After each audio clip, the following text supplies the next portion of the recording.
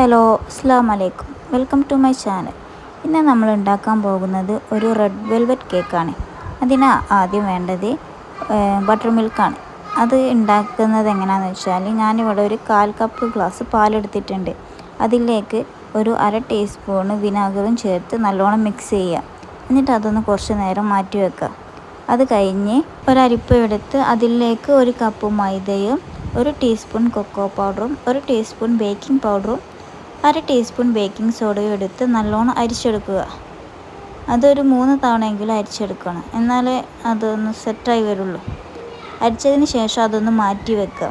എന്നിട്ടൊരു പാത്രം എടുത്തിട്ട് അതിലേക്ക് 5 മുട്ട പൊട്ടിച്ചൊഴിക്കുക. അതിന് ശേഷം 1/2 ടീസ്പൂണ് വാനില എസൻസ് ഒഴിച്ചിട്ട് അത് നല്ലോണം ഒന്ന് ബീറ്റ് ചെയ്തെടുക്കുക. എന്നിട്ട് 1 കപ്പ് പൊടിച്ച പഞ്ചസാര കുറച്ച് ചേർത്തിട്ട് ഒന്ന് ബീറ്റ് ചെയ്തെടുക്കുക.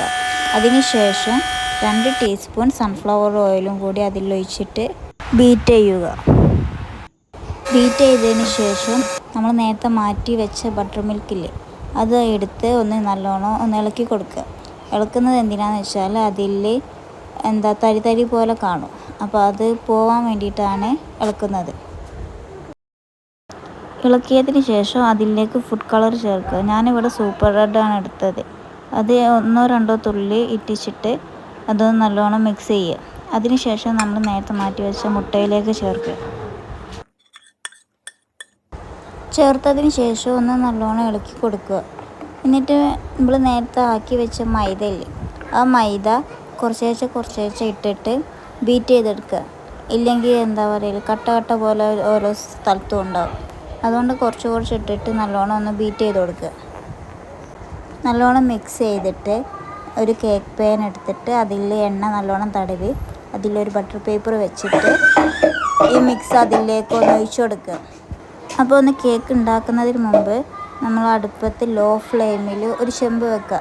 നമ്മൾ ഈ കേക്ക് പാൻ വെക്കാൻ പറ്റിയൊരു ചെമ്പ് വെച്ച് അതിലൊരു സ്റ്റീലിൻ്റെ പ്ലേറ്റോ അങ്ങനെ ഇതേപോലത്തെ വട്ടോ അങ്ങനെ എന്തെങ്കിലും വെച്ച് കൊടുത്തിട്ട് ഈ കേക്ക് പാൻ അതിലേക്ക് വെച്ച് കൊടുക്കുക.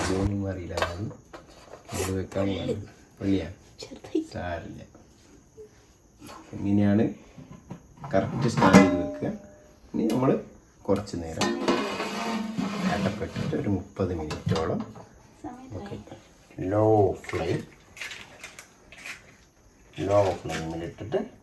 ലോ ഫ്ലെയിമിൽ വെച്ച് ഒന്ന് കേക്ക് വേവിക്കുക. ആ കേക്ക് വേകുമ്പോഴത്തേക്ക് നമുക്ക് ഇവിടെ വിപ്പിംഗ് ക്രീം ഒന്ന് ശരിയാക്കി എടുക്കാം.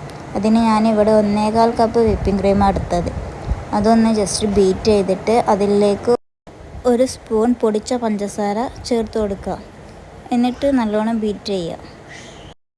ബീറ്റ് ചെയ്തിട്ട് അത് അങ്ങോട്ട് മാറ്റി വെക്കുക. എന്നിട്ട് നമുക്ക് ചീസ് റെഡിയാക്കുക. ചീസ് ഞാനിവിടെ ക്രീം ചീസ് എടുത്തത്.